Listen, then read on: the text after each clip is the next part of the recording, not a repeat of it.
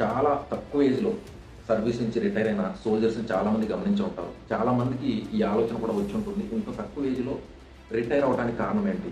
వీళ్ళు బాగానే ఉన్నారు గదా! అనే ఆలోచనతో చాలామంది ఉండొచ్చండి. అంటే మరీ ముఖ్యంగా ఈ సోల్జర్స్ ఇంత తక్కువ ఏజ్‌లో, అది కూడా ఆర్మీ వారు మాత్రమే ఇంత తక్కువ ఏజ్‌లో ఎలా రిటైర్ అవుతున్నారు? దీనికి కారణం ఏంటనేసి చాలామందికి డౌట్ అనేది ఉండొచ్చండి. ఆ డౌట్ క్లియర్ చేయడానికి నేను ఈరోజు ప్రయత్నిస్తాను. ముఖ్యంగా ఇందులో 2 కారణాలు ఉన్నాయండి. ఒక వ్యక్తి సోల్జర్‌గా వెళ్ళేటప్పుడు 17-20 ఇయర్స్ మధ్యలో, అంటే చాలా తక్కువ యంగ్ ఏజ్‌లో వెళ్ళడం జరుగుతుంది. నెక్స్ట్ ఆ తర్వాత తను చేసిన ట్రైనింగ్, తను 17 ఇయర్స్ సర్వీస్ చేసి ఉంటే కనీసం 5 ఇయర్స్ ట్రైనింగే చేయడం జరుగుతుంది. ఇంత కఠిన పరిస్థితుల్లో తను చేసిన ట్రైనింగ్ ఒక కారణమైతే, రెండోది తను ఉన్న క్లైమేట్, అలాగే ఏరియా. ఈ ఏరియా మీరందరూ గమనించినట్లయితే రాజస్థాన్, అరుణాచల్ ప్రదేశ్, జమ్మూ అండ్ కాశ్మీర్, సియాచిన్ గ్లేషియర్, ఈ 4 ఏరియాస్‌ని మీరు ఒక్కసారి గూగుల్‌లో సెర్చ్ చేసి చూడండి. అక్కడ వాతావరణ పరిస్థితి. Next Jammu and Kashmir.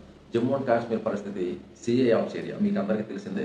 Next minute ఏం జరుగుతుంది, ఎక్కడ ఎటువంటి విధ్వంసం జరుగుతది అనే విషయము మనం చెప్పనవసరం లేదు. ప్రతిరోజు మీరు న్యూస్‌లో చూస్తూనే ఉంటారు.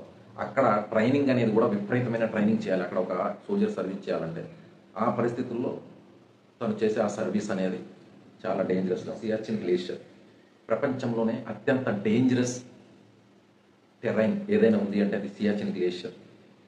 16,000 నుంచి 22,000 అడుగుల ఎత్తులో సముద్ర మట్టానికి ఈ యొక్క హిమానీ నదాలు అనేది ఉండటం జరుగుతుంది. ఇక్కడ ఉన్న చాలా కఠిన పరిస్థితుల్లో ఒక ఎగ్జాంపుల్ నేను మీకు చెప్తానండి. 6 నెలలు సర్వీస్ చేశాడంటే తన జీవితం నుంచి కనీసం 5 సంవత్సరాలు ఆ క్యాలెండర్ నుంచి తొలగించడం జరుగుతుంది. అంటే అంత కనీసం 4-5 ఇయర్స్ అనేది తన జీవితం నుంచి అన్ని ప్రాబ్లమ్సే ఉండవు.